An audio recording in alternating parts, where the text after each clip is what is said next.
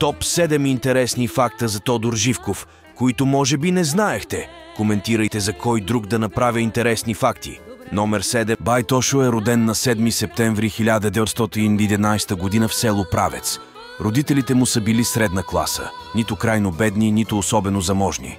Има брат и сестра, които са по-малки от него. Номер 6. Тодор Живков е повторил първо отделение, сега първи клас. Номер 5. През 1929 година е принуден да напусне училище поради участието си в ученическа стачка. Номер 4. Първото му работно място е държавната печатница, където е букволеяр.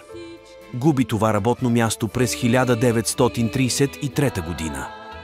Причината е конфликт с ръководството, породен от факта, че Живков е искал стол за работниците. Номер 3. Счита се, че е желал сливането на българската държава с СССР и края на самостоятелното съществуване на България, което обаче не се случва, въпреки че е поддържал тесни връзки с съветският лидер Леонид Брежнев и е работил за възпитаване на народа в кул дух на любов и преданост към СССР и в синовна признателност и вярност към съветския народ. Номер 2. Не е член на БКП поради изключването му от партията от 1935 година до 1949 година.